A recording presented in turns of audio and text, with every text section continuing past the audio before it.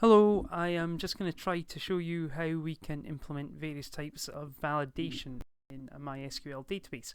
So I'm back using the Dodgeball database as my example, and I'm going to go to Notepad++ here, which is where I've been typing MySQL just to keep it saved. And here you can see how I created the teams table. So after the last video, we'd added in the fact that this was a primary key and it was auto-incrementing. Now, first of all, let's deal with presence checks. Now, in a data dictionary, there's normally a required column, or certainly the SQA ones have a required column, and that basically covers a presence check. And that is equivalent to not null in SQL.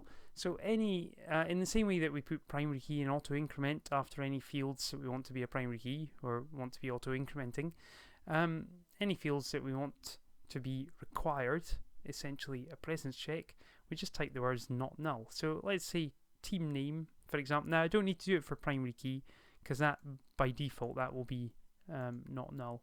But let's say team name, we say they've got to have a team name picked. We just type after the data type.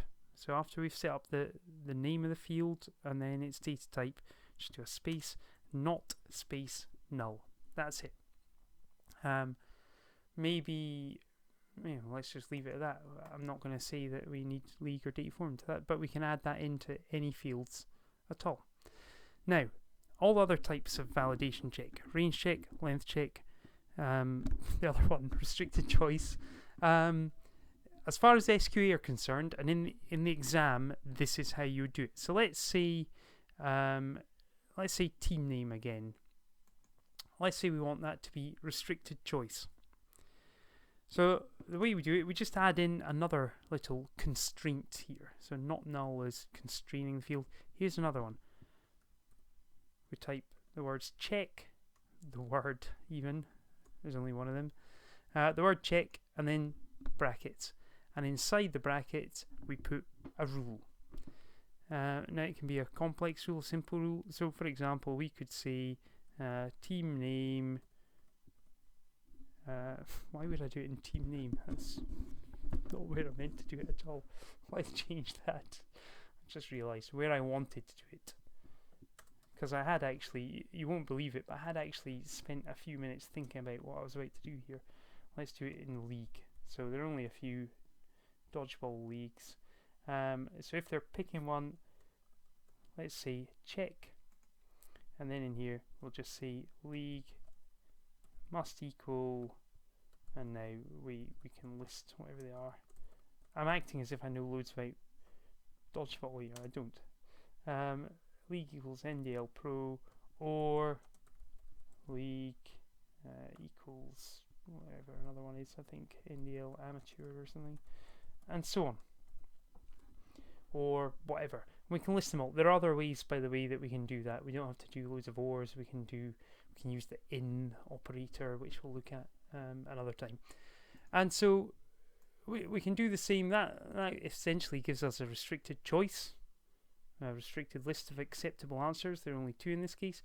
We could do a range check. Not going to work for that, obviously, but for date, we could say check, and then date formed has to be greater than, for example. There we go, it's a range check.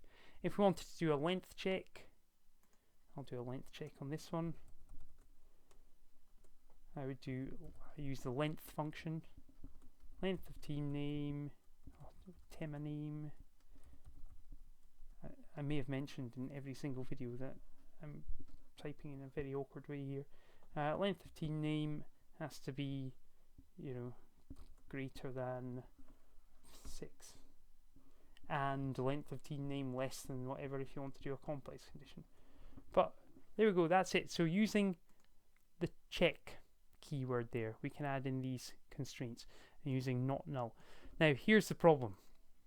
That's all well and good for the SQA exams and later versions of SQL, but the version we've got on XAMPP, or certainly the version we've got on this portable example that I'm using doesn't support the check constraint. That only came into later versions of MySQL.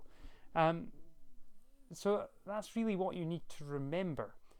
But if you want to implement this, if you want to actually do it, so say for your project, you're doing something with SQL, if you actually want to implement some validation, you're going to have to do it in a different way. So I'm going to show you how to do that now. Let me just delete these, because they just won't work. I'm actually going to, I don't know why I felt the need to, I just realised I didn't need to. I felt the need to delete this from my previous example. I'm just going to copy that and paste it in here again and just create that table again. I deleted the table. I don't think there was any need for me to do that. I felt like I was preparing for this example. Right, it's all done. Having created the table, if I want to do restricted choice, length check, or range check, this is what I need to do. Not null, still fine. I put this code in, essentially. So you don't need to remember this, really. You just need to use it if it's, if you're trying to actually implement it.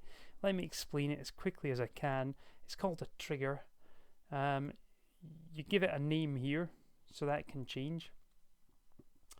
You tell it the table that you're referring to. So this basically, when someone, or when the user tries to insert, so run an insert command on the teams table, then this trigger will be used. What does it do? It basically checks to see if what's in the league field in the new record that they've inserted. It checks if it's not NDA Pro and it's not NDL Pro and it's not that and it's not that, then it basically reports an error and displays a little message. So what are the bits that you would change? This chunk here, that's the condition. I guess you change the name of the trigger and the name of the table it's acting on. And if you want, you can change this little error message. Other than that, you just leave it as it is. So I'll make this available to you on the page so you can just copy and paste. And what you'd actually also do, just to be more thorough, is let's say they've inserted something and it works, but then they try to update it. We need to put in a little thing there as well. So what I would just do is I'd also have one that does before update. So just seeing it, so you've got this before insert. That's what it's doing when someone tries to insert something into Teams, and this one when someone tries to update a record that already exists in Teams. It will only allow it if this condition isn't met. Okay, so all you need to do then, I'm just going to copy all that and go back to here. So as long as your table's created, as long as the Teams table exists, as long as that league exists in it, we should just be able to paste this in. I'd like if it works. Oh, trigger already. Wait. Check league before insert on Teams. That one worked. And then check.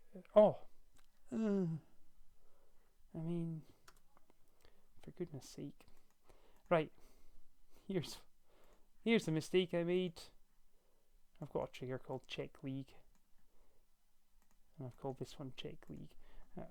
Let's just call it. Let's give it a slightly more descriptive name. Check league before update. And let's see if I can get this working. Now let's go back to here. So that's what I did, just change the name so it didn't match up. And for goodness sake. Yay. Okay, so now you can try that out yourself. If you try to insert a record with a league that doesn't exist in there, then it's not going to like it. Now, I had another example here. It's the exact same, but it's just to show you how you do the exact same thing. So I've got one to check date in Teams, and here the bit I change is the rule. So if the new record date formed field has something less than that, then display it, it'll throw up an error and it'll display my little message. So you can just edit these, and again I'd do one for before update as well, and I would remember to change the name of the trigger. Okay, so do those if you actually want to implement in this. Hope that helps a little bit. See ya eventually.